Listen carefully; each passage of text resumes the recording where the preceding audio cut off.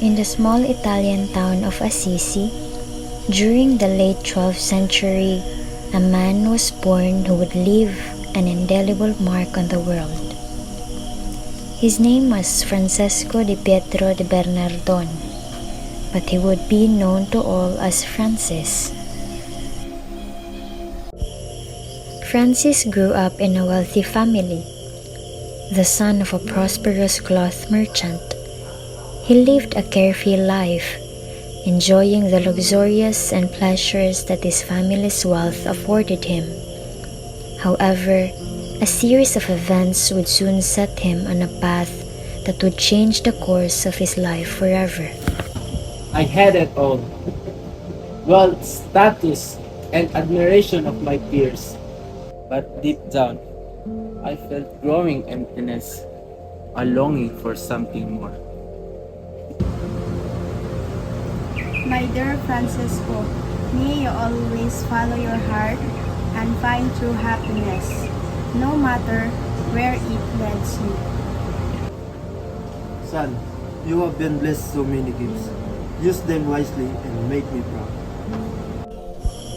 In 1205, while serving as a soldier in a local conflict, Francis had a vision that would alter the trajectory of his life. He heard a voice calling him to abandon his worldly possessions and devote himself to the service of God.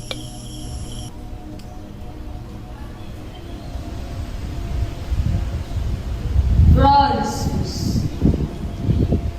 Francis! I heard a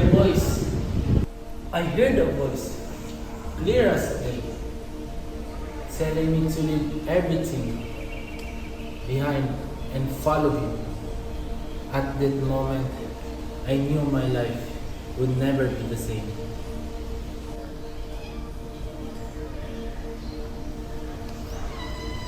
Francis, go and rebuild my church, which has fallen into ruin. I will, Jesus. As Francis' reputation grew, so did the number of followers who were drawn to his message. In 1209, he traveled to Rome to seek the approval of Pope Innocent III for his new religious order, the Friars Minor. We are called to live a life of poverty, to serve poor and the sick, and to spread the message of God, love to all who will hear it.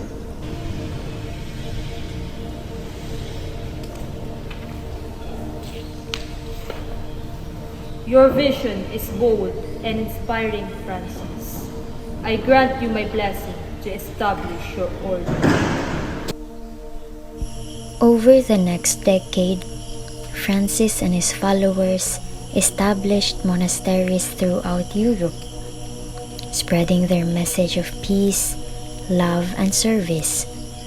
Francis' teachings and example inspired countless others to follow in his footsteps, and his influence can still be felt today. My life is not my own. It belongs to God and to those whom He has called to serve.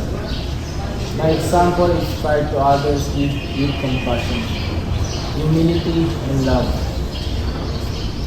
Francis, your words and deeds have changed my life forever. I will follow your footsteps and dedicate myself to serving the poor and to the outcast. Francis of Assisi died in 1226 at the age of 44. He was canonized as a saint just 2 years later.